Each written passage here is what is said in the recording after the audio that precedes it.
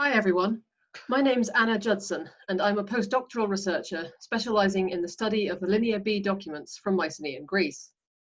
I'd like to talk today about Mycenopoly, which is a game I created a few years ago now.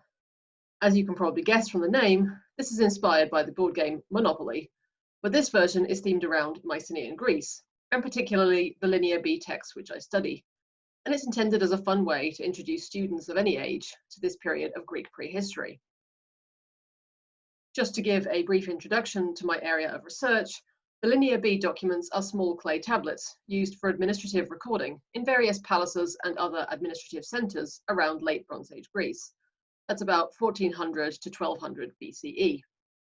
They deal with these centres' economic concerns. So, for instance, one of the two tablets from Knossos on this slide records a flock of sheep, while the other lists amounts of olive oil used for religious offerings.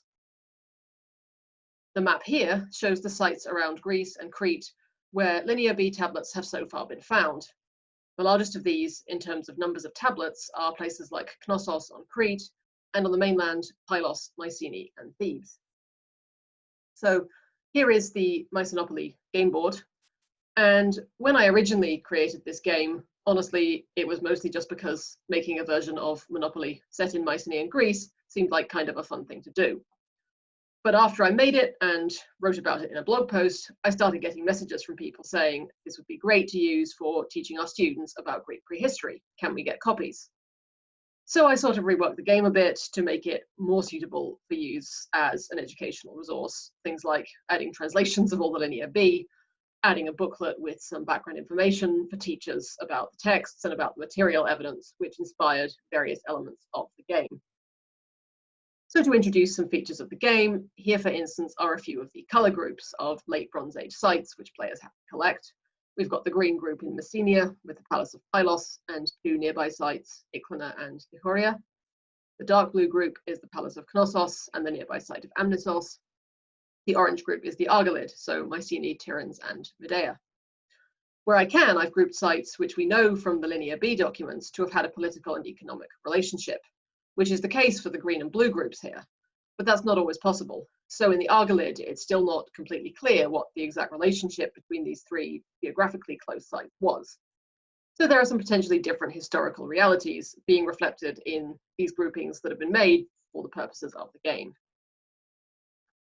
Similarly, it was kind of challenging transferring a board game about capitalism into a prehistoric and non-monetary context. So the currency in Mycenopoly is all goods which are recorded in the Linear B tablets.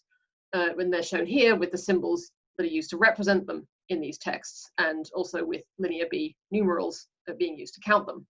So everything in the game is valued in terms of commodities like olive oil, livestock, textiles, or weapons.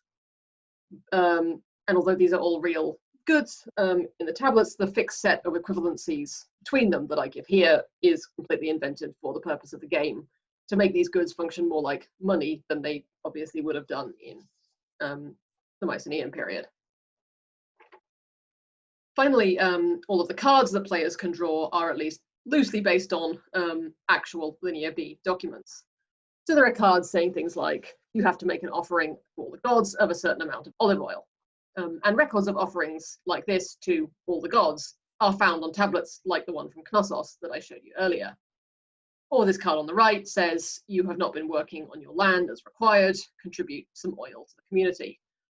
This is based on one of my favourite Mycenaean people, the priestess Carpathia, who according to two Pylos landholding tablets has 2 plots of land and is supposed to work on both of them, but is not working.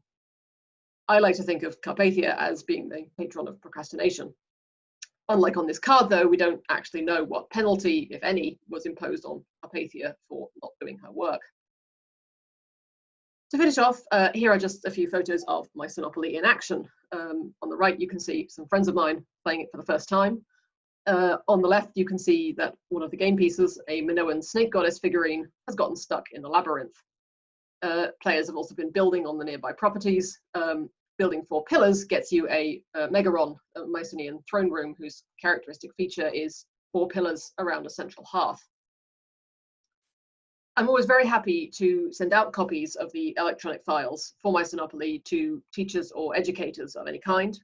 So far, I've distributed nearly 100 copies around the world, mostly to school or university teachers, but also to summer schools, homeschooling parents, museum educators. I should say here that all features based on the game of Monopoly are the copyright of Parker Brothers and Hasbro. For this reason, the Mycenaean version is available only for educational use under fair use copyright regulations. If you are an educator of any kind and you want to use Mycenopoly for educational purposes to introduce your students to Greek prehistory and the Linear B tablets, then please head to my blog where you can find more information and also my contact details. The blog is called It's All Greek to Me, and the relevant URL is www.itsallgreektoanna.wordpress.com/Mycenopoly. Thank you very much for listening. I hope you've enjoyed this talk. Please do also check out the rest of the Spotlight talks from this Women's Classical Committee UK event for early career researchers. Thank you.